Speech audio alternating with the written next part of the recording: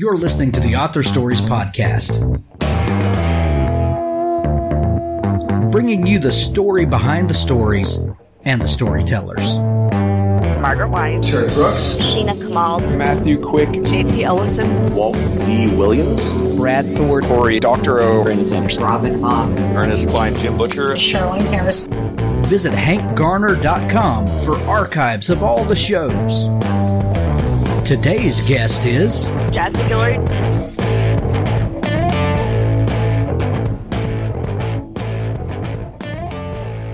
Thank you for tuning into Author Stories. We have a fantastic show for you today. Be sure to go to hankgarner.com where you can subscribe to the show on your favorite podcasting platform. You can find links to it there at hankgarner.com. I'd like to tell you about some sponsors before we get started today. The Sam Darling series by Geraldine Dufresne begins with Book 1, Who Killed My Boss?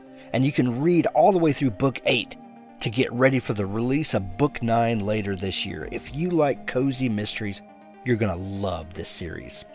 Moments after hiring Samantha Darling as a therapist, Dr. Burns is murdered. Stunned by his sudden death and desperate to keep the job she just got, Sam vows to find the killer. She has two things going for her. The first is her brother Rob is a cop, and she figures the crime-solving thing has to be genetic. The second is that Sam is a little bit psychic, so finding the culprit should be a snap for her. If only she could tell the difference between her psychic vibes and indigestion. With the help of her landlord and her dog, Sam sets out to solve the murder. Along the way, she spends time with the hot new guy in town and tries not to spend time with the old high school boyfriend who stood her up on prom night. Using her vibes, her wit, and her charm, Sam solves the mystery, but not before going in the complete wrong direction more than once. Don't miss Book 1, Who Killed My Boss? And read the whole Sam Darling series. There's a link to it in the show notes. The Clockwork Detective, Constable of Aquiline, Book 1 by R.A. McCandless. Aubrey Hartman left the Imperial battlefields with a pocket full of medals, a fearsome reputation, and a clockwork leg. The Imperium diverts her trip home to investigate the murder of a young druid in a strange town. She is ordered to not only find the killer, but prevent a full-scale war with the dreaded Fae. Meanwhile, the arrival of a sinister secret policeman threatens to dig up Aubrey's own secrets, ones that could ruin her career. It soon becomes clear that Aubrey has powerful enemies with plans to stop her before she gets started. Determined to solve the mystery, Aubrey must survive centaurs, thugs, and a monster of pure destruction. You need to check out this exciting new series from R.A. McCandless, Steampunk Meets Urban Fantasy, and The Clockwork Detective. The Zombie Road Omnibus, The Roadkill Collection by David Simpson. Buckle up, it's gonna get bloody. Get the Zombie Road box set featuring the first 3 books in the award-winning Zombie Road series for over 1,100 pages of action-packed, suspense-filled, post-apocalyptic fiction. Includes Convoy of Carnage, Bloodbath on the Blacktop, Rage on the Rails. If you're looking for apocalyptic thrill ride filled with everyday people, heroes, villains, and a dog named Bob, then look no further. Full of thought-provoking ideas that cover uncharted territory in post-apocalyptic fiction, this series will keep you rooting for the good guys, despising the bad, and turning the pages until the very end. The Zombie Road Omnibus, The Roadkill Collection by David Simpson. Homefront, an Expeditionary Force audio drama special from Craig Allenson. A full cast performance of a thrilling new episode in the New York Times best-selling Expeditionary Force series.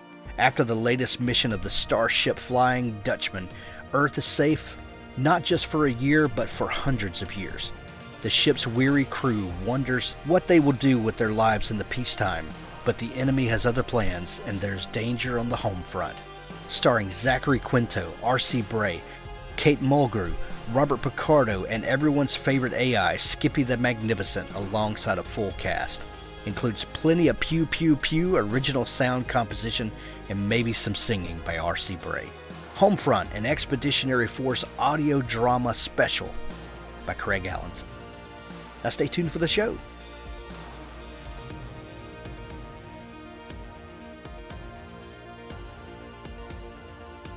Well, thanks for joining me again for the Author Stories podcast, where I bring you the story behind the stories and the storytellers.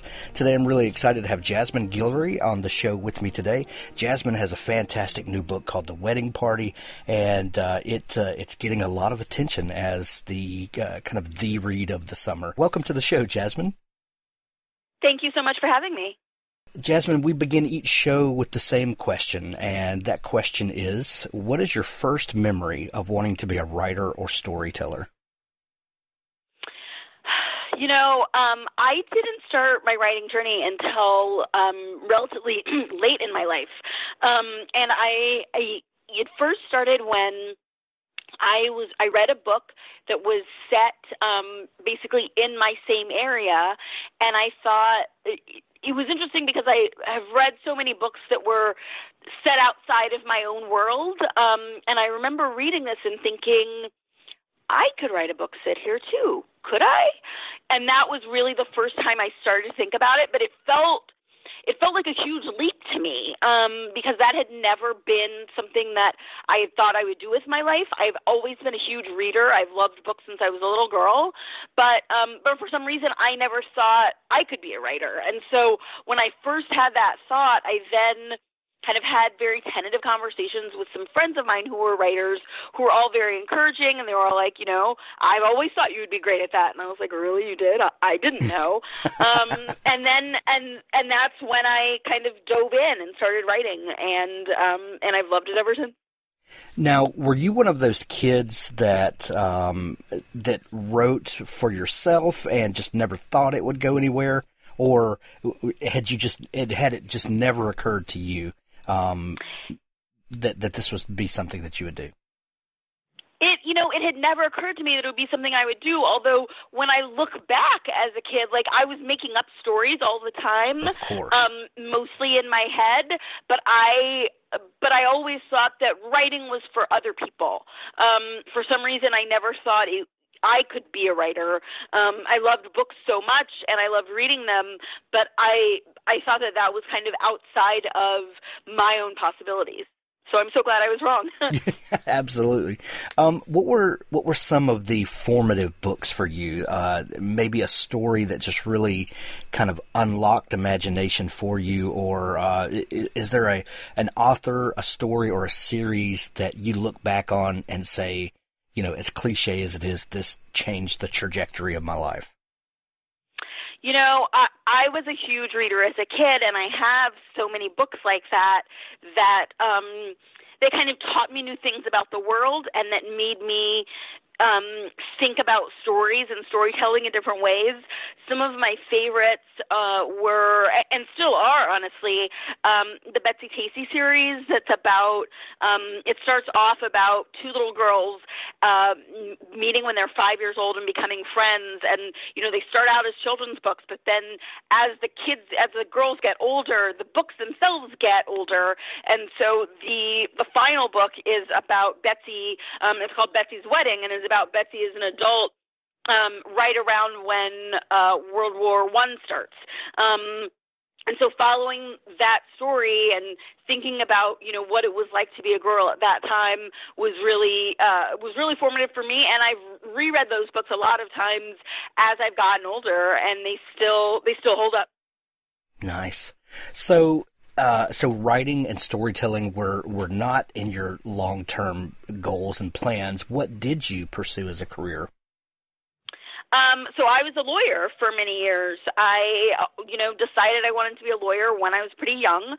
And then I kind of kept to that path, went to law school, worked as a lawyer in a number of different locations. And then it was when I was in one of my jobs as a lawyer that I started to think about writing. And so I, for a number of years, wrote after work and on the weekends as I was still a lawyer full time. Nice. So you mentioned that seeing a story set in your personal setting really opened things up for you. Some people think that writing close to where you are is more difficult because people can fact check you and things like that, or things are we're too tempted to insert ourselves or people we know and things like that. Did any of those thoughts ever occur to you? Not really. I think partly because, in all of the books that I've written that are around where I am from, I've had a big mixture of part of it is real and there's a lot of fiction in there too. I mean, what I mean by that is I've made up a lot of restaurants and locations that people go to, but that there are a lot of places that they go that are set in reality, that, you can, like, some of the locations in the wedding party that I mentioned, you can go there and see them, but then some of them I just kind of make up something that works best for the story, but that I didn't want to have to, like, obey all of the rules of exactly where it's located and what it looks like. And, I wanted a place that was located and looked like what was in my imagination and kind of went with that. Gotcha. So you decide to try your hand at it. How long does it take you to write that first book? So the first book I wrote was not The Wedding Date. That was my first published book. But I had been working on writing for a number of years before I ended up getting an agent and a publishing deal with The Wedding Date. So the first book I wrote, I think writing the first draft probably took me about 6 months. That sounds about right, 6 or 7 months. And then, I spent a while revising it and kind of fixing all of the times that I kind of rambled too long, which I do in all of my first drafts. And so I think I spent probably about a year maybe total working on that book before I started looking for agents with that book. Got a lot of very encouraging rejections from agents with that one, and then started working on other books and eventually wrote The Wedding Date. Gotcha. What was it about The Wedding Date, do you think, that made the difference? I think maybe it just came just at the right time. Maybe it was that it was in a bit of a different genre. The first book I wrote was a young adult romance, and this one was an adult romance. And I think my voice might work a little bit better for that. And also, because I had been writing for a few years, then I knew a little bit better how to craft a story, how to condense things, how to fix all of my rambles, how to make a story kind of tight, but still feel like a full and complete narrative. And so I think having some years of practice really helped. Yeah. I've met a lot of people that tried to write a YA novel first and then writing an adult novel is what broke them out. Do you feel like when you were writing YA that you were constrained in any way by trying to kind of stay within those boundaries? I'm not sure if it was necessarily that. I think, to a certain extent, I think I was kind of trying to write a book that I wished I had when I was a kid, which was great, and I loved writing it. But also, I was a teenager reading YA a while ago, and so that may have not been, the best book for today's market, which is fine. Markets change and teenagers' opinions and moods and feelings change. And so I think that might be part of it is, sometimes you're writing a book that you wished you'd had, but time moves on a little bit. And so maybe that's what happened. Well, and writing practice is writing practice. That book is valuable at least to you, and it got you from beginning to end, and that's something you can never put a price on. Oh, absolutely. I mean, I learned so much working on that book, and I'm grateful for it every day. Sure. How was your time as an attorney? How do you feel like your time as an attorney has affected your writing or maybe your writing process? I think it really helped me be organized and hold my writing practice and hold my writing time, protect it, right? Because I knew I only had a certain amount of time to write. I was working full time. If I was going to write, it had to be at this time. So, okay, go. And that's how I really felt about it, is I had to do everything I could to write in the time I had because I didn't have much time. And it really helped me stay on track and stay focused, and keep, I have lots of spreadsheets for my writing that I think I have because, I would do that for my work, to keep myself organized and to know exactly, what I was doing every day and how much time I was spending on things. And so it has really kept me focused in a way that, that I don't know if I would have been if I hadn't had that practice. Right. With the wedding date that came out early last year and then the proposal that came out last fall, you garnered a lot of attention as kind of the rom-com breakout star of the year with lots and lots of press attention and lots of accolades. Did you set out, did you know from the beginning that when you struck on the wedding date that this was going to be your vein? Did it just feel right when you settled there? When I wrote that book, it absolutely felt right. I mean, I was so excited to write it. As soon as I started working on it, every time I was away from it, I couldn't wait to get back to writing.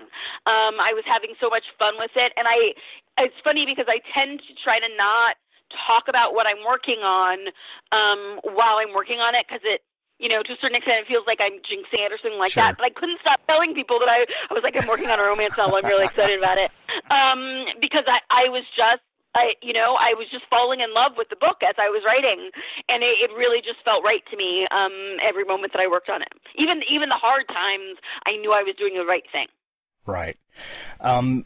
At this point in history, no matter what genre we're talking about, whether it's romance and romantic comedy, or even science fiction or fantasy, we have found a way to tell just about every combination of story that you can think of. But what I love is seeing a writer that puts a fresh twist on it. And even though we've seen plot points and things like that done, numerous times, your books seem fresh and they seem, they're page turners. You still want to know what's going on all through the story. And I credit that to your great characters, that you create. How do characters usually come to you, at a story? Are they ever based on people Are these, situations and characters that you dream about? How do you start to build your characters? I first kind of think of them based on a little bit of a situation. I think for the wedding date, I initially thought of Alexa. I kind of knew a little bit about who she was. She is the main character in that book, my first book.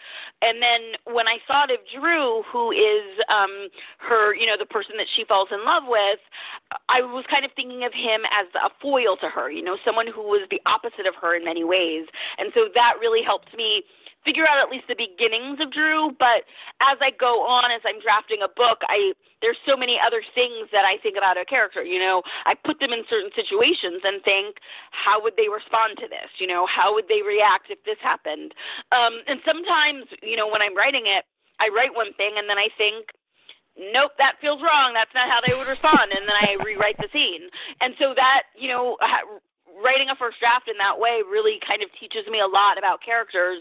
A number of for the second and the third books, some of the characters have been people that you already met in the wedding date, but those characters I told a little bit of from somebody else's eyes in one book, and then I am writing their whole story from their own eyes in their own book. And so I still have to figure out a lot about them as I write the book.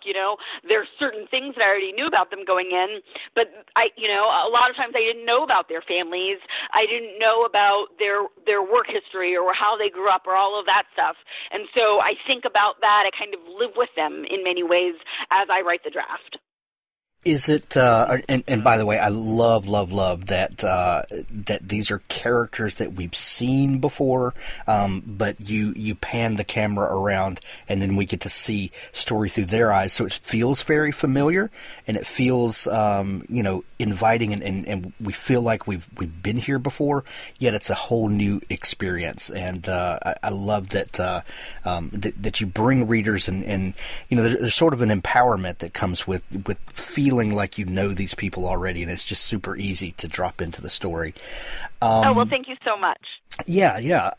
When you are speaking of, finding out those character motivations and digging into their past and things like that, do you feel like that it's easier to discover motivations and what drives a character when you understand maybe what they've been through in life and the people and situations that they've come in contact that sort of shape who they are and give meaning to their story going forward? Oh, yeah, absolutely. There are some times when, when I'm working on a book, I always have a general outline before I start writing. But there are times when I have an idea for a scene that's going to happen kind of midway through a book.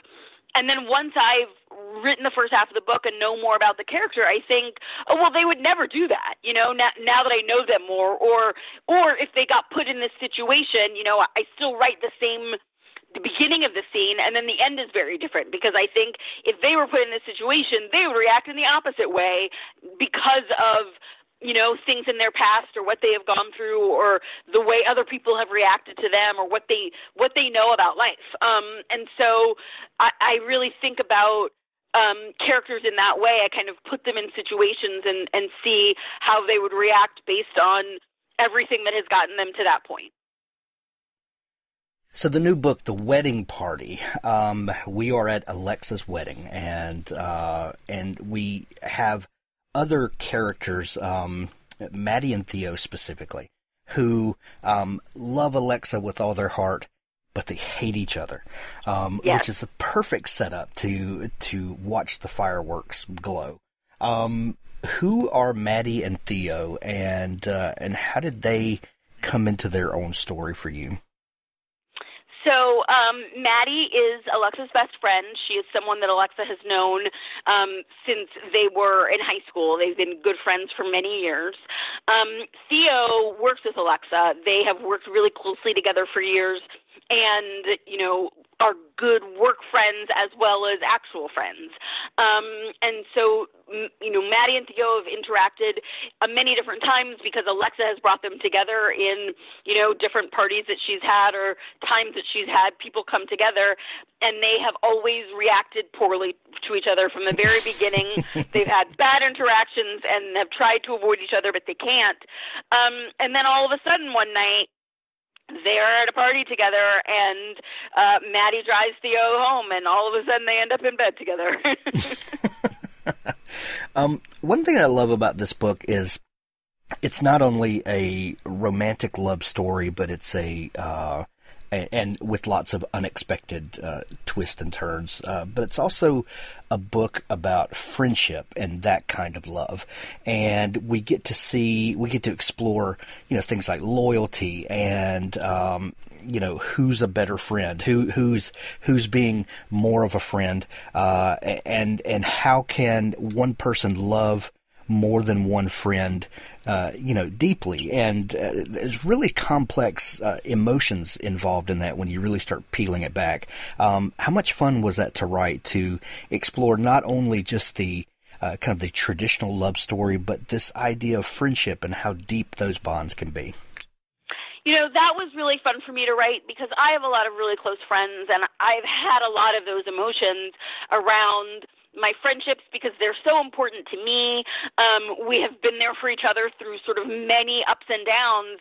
And one of the things that I love about Alexa's and Maddie's friendship is that, they're there for each other in the hard times and the great times and everything in between.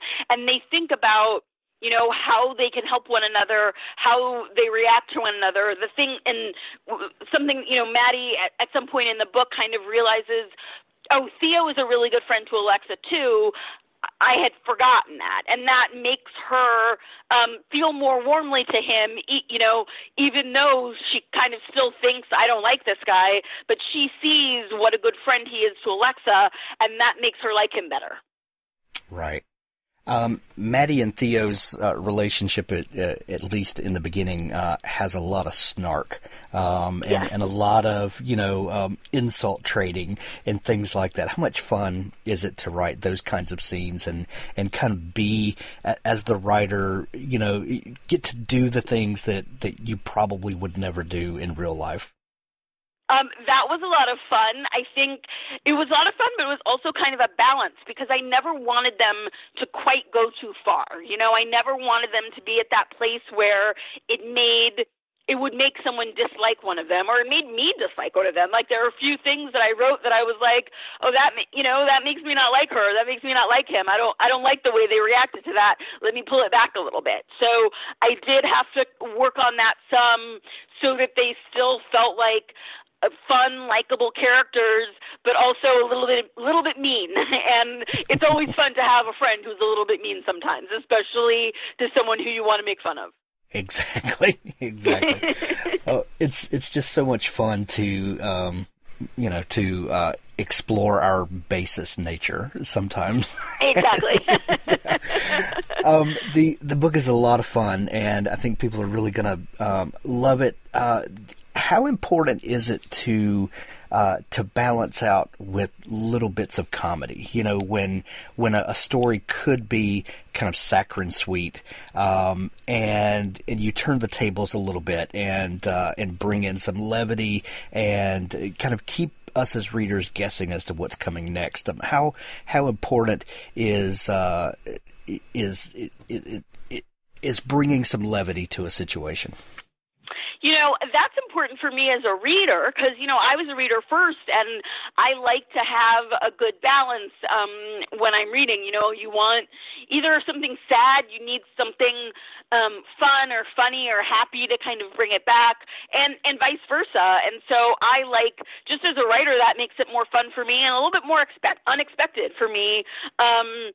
To have something to balance, all of the different moments in the stories. And so that has been a lot of fun for me to write, and I hope it's fun for people to read.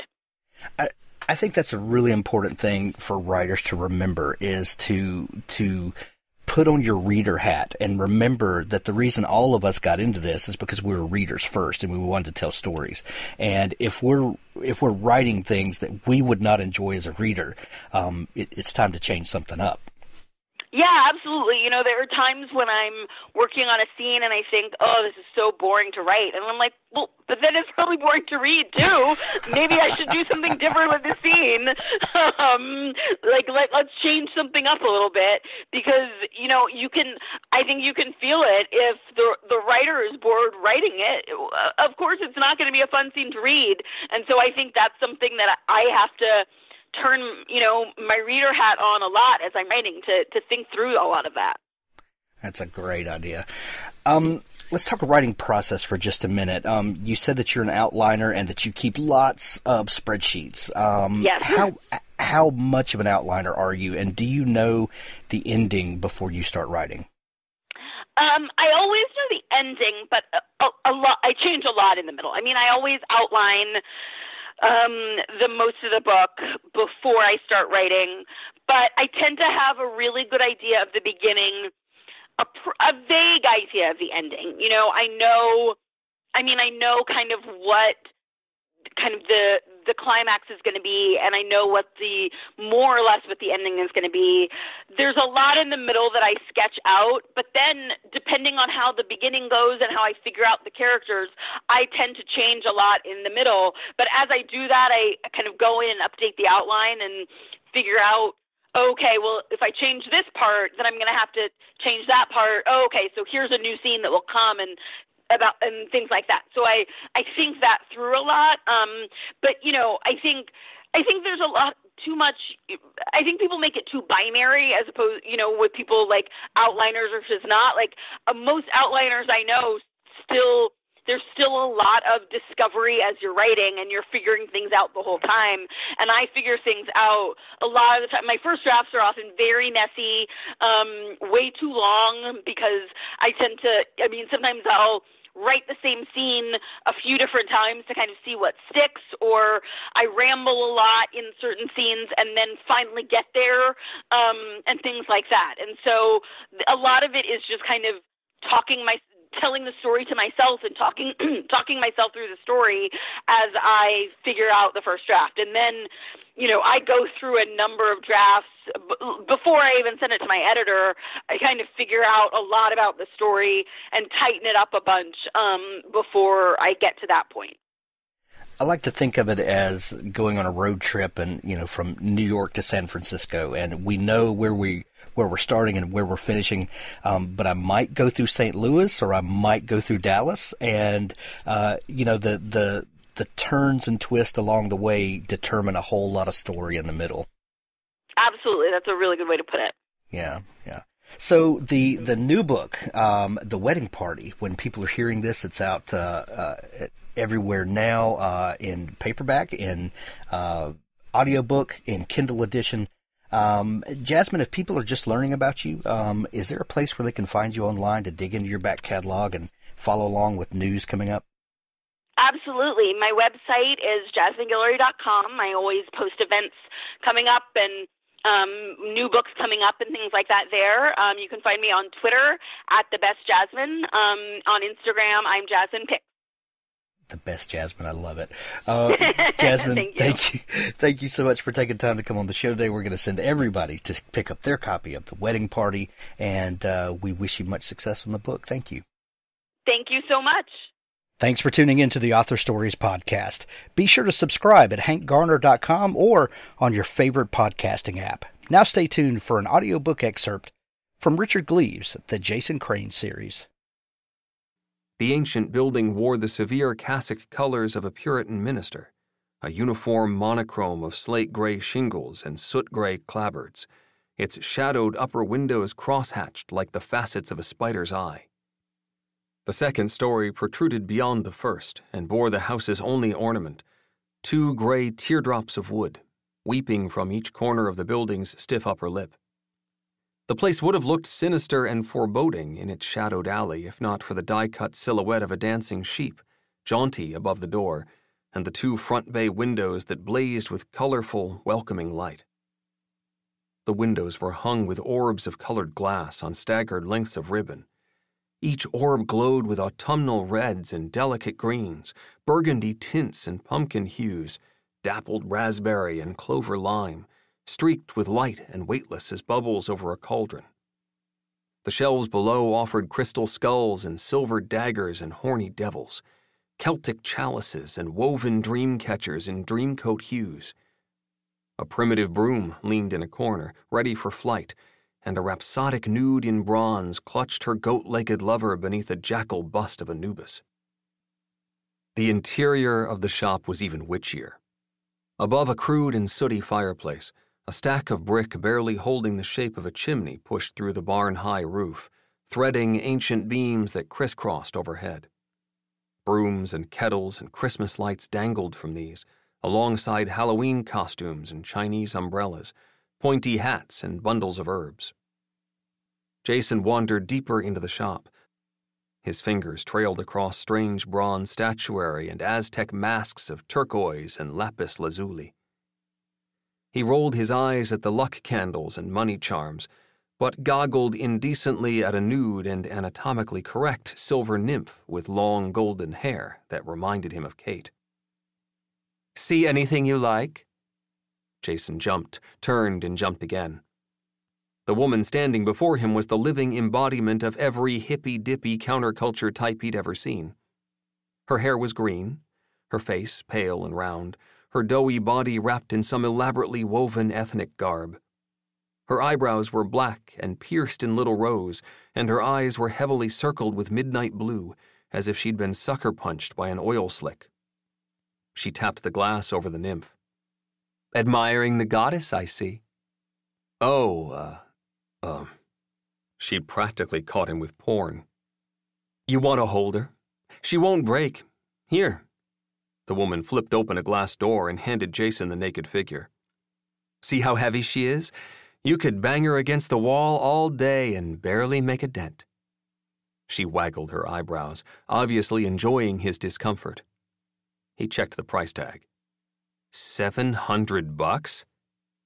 "The goddess is a symbol of love and fertility. Don't be ashamed of desiring her."